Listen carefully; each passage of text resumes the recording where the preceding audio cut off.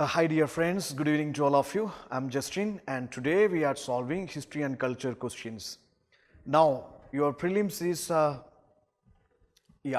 very near to us. May 28th is the prelims examination day, and this moment I would say don't be panic, don't be worried, don't be upset about your preparation or your marks in the mocks. I know you are revising, giving mocks. Sometimes you have the problem of getting low marks in the test or more negatives in the test, but don't be panic. Please try to do the self-assessment, self-analysis, why you get low marks, why you get more negatives, and please get connected with your mentors or mentor and try to find out your issues, your personal problems with the preparation and low marks, and get the solid solution from mentors and improve yourself. Please remember that every topper once was a beginner and they all come across this kind of the issues, getting low marks, negatives, or maybe sometimes forgetting what all you learned, or sometimes the panic situation about different subjects, current affairs, etc.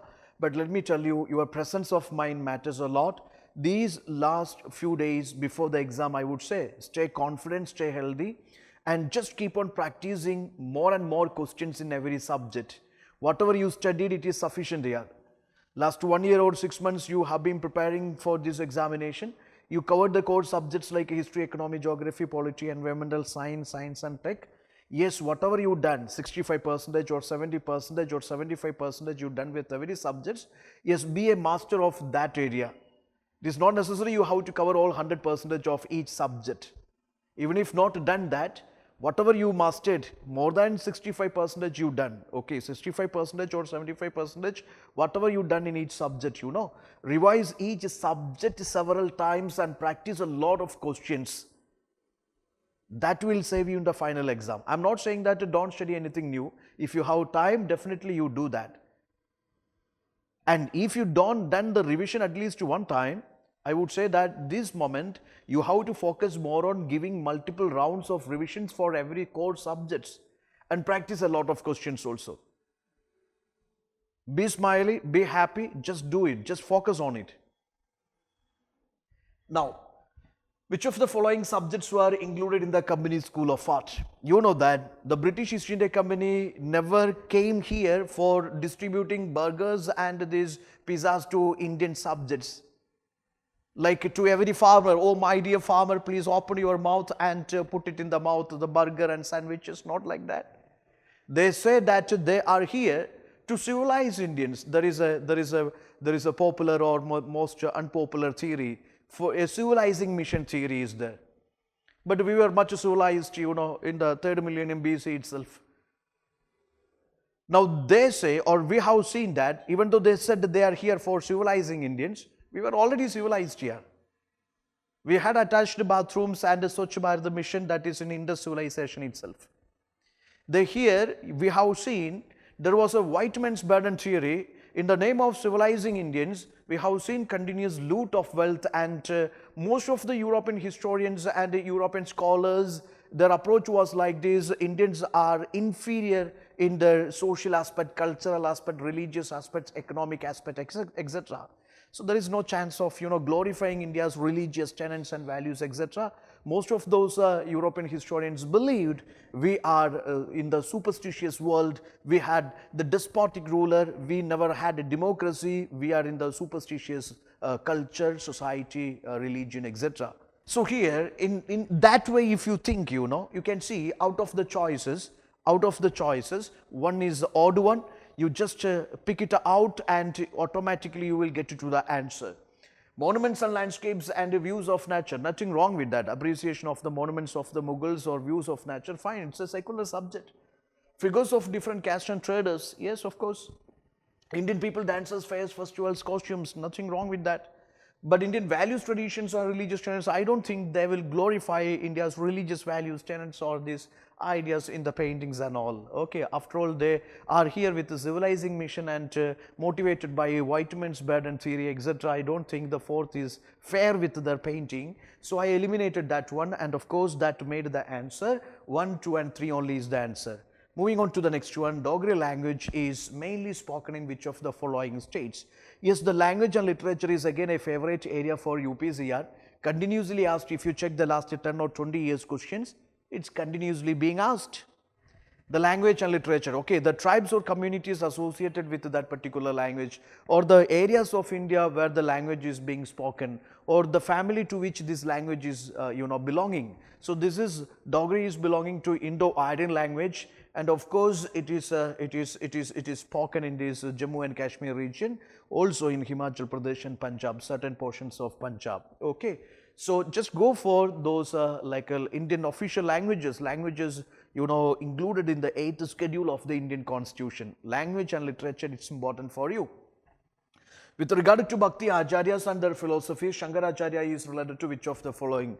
Easily go for elimination here. Samkhya school of philosophy, Nyaya school of philosophy, nothing to do with this medieval Bhakti saint here. That is all ancient Indian schools of philosophy, heterodox schools of philosophy. So you eliminated that, eliminated that particular Samkhya philosophy. Okay, Samkhya philosophy and this what is called Nyaya philosophy I eliminated. This one I eliminated. There is Visishtadvaita philosophy. First of all, Advaita should happen, then only Visishtadvaita or Sarvadvaita etc. will happen. Okay, so yes, there should be father first, then the son. In that way, you see that I eliminated Visishtadvaita also. There should be Advaita first, then Visishtadvaita. Visishtadvaita goes to Ramanujacharya, and Advaita goes to Shankaracharya. Okay, Brahman is the only ultimate reality. Rust is illusion. Rust is Maya. Okay, when you realize that when who realized this particular thing, yes, that moment he achieved that salvation.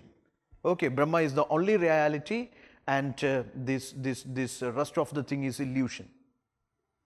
And this Brahma is, is the self. It's Atma itself. When you identify you yourself is the Brahma, that moment you achieve that salvation. So Advaita concept, Advaita philosophy. Then the semi-branches or the other branches born from Advaita. Okay. There is a question from history, non-cooperation movement. In history, in many subjects, the educated guess is applied, elimination is workable, but only if you practice, Don't say that A, B, C, D, E, F, G, these mentors or these people said this strategy, okay, that is revolving chair strategy or a flashlight strategy, revolving fan strategy, Spider-Man strategy, Superman strategy, no strategies here. Whatever you feel it's apt to you, that is your strategy, okay. Go for this one, elimination, in terms of elimination. Yeah, 4 statements are there. Acquired a real mass base with the participation of different sections of Indian society such as big industrialists, capitalists and zamindars.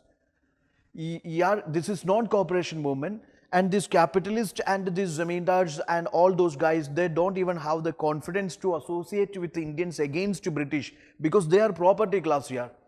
Okay, they were afraid of this British government. So if you do something anti-British government, they will lose their properties. They get their confidence, only after the socialist movements and many things happen. In 1930s only they participated. In CDM only they participated, not in NCM. Okay, so that you can easily eliminate. First one is wrong. Now, yes, coming into being of numerous national educational institutions for the benefit of the students. Coming into being numerous national educational institutions for benefit of the students. Of course, non-cooperation, when you boycott British goods and services, there is promotion of the Swadeshi items also, Swadeshi goods, Swadeshi services, that is Swadeshi judiciary, Swadeshi education or Swadeshi industries, cottage industries, and that is fighting untouchabilities, promotion of the cultural upliftment, etc. Okay, so that statement is logically correct. Weapon of passive resistance Satyagraha emerged as the greatest test of the Indians. That is also too fine. It marked the height of Hindu-Muslim unity because it was Khilafat non-cooperation movement. Okay, of course, Hindu-Muslim unity is reflected. 2, 3, 4, they are correct here. 2, 3 and 4 are correct regarding NCM. With reference to impacts of Swadeshi movement, consider the following statements. There is another movement which is Swadeshi movement. Okay, Swadeshi movement, yes. Resulted in a significant increase in the foreign imports during 1905, 1908. See, this is also simple logic here. This kind of the logics, common sense questions asked by UPSC. Okay, this is not just for the sake of elimination. This type of the questions are asked. We'll solve the previous last 10 years questions also. So coming to the fact, you see, Significant increase in the foreign imports during 1905 to 1908. Swadeshi means, yes, you boycott British goods and services here. Boycott British goods and services. I don't want your like this English made in England items, So when the British goods and services are boycotted, there is no chance of like increasing these foreign imports here. Increasing the foreign imports, there is no chance for that because there is bonfire of foreign clothes. There is total boycotting of the British goods and services. And if anybody use the British goods and services, they are socially boycotted also. So this is totally, a wrong idea. So I eliminated first one. Number of national schools, colleges in various parts of country being set up. That is true because it is Swadeshi, Swaraj, boycott and national education programs are promoted here. Led to establishment of Swadeshi textile mills and other industries. Of course, there is promotion of indigenous industries. So 2 and 3 makes the sense and 1 is wrong statement. Your answer has to be 2 and 3 only. Okay. So this way, similar way, you guys try to solve maximum questions, UPC standard questions, and make sure that through solving questions you get the knack of elimination, and you do that revision of subjects by solving, by applying your sense, by applying whatever you learned from your books or your materials, etc. for last 6 months or 1 year. Okay. So that application part is important. Simply, learning something and keeping in the mind, that will never, help you in the exam. Try to apply whatever you learned. For application, the practice matters a lot. All the best. Thank you very much.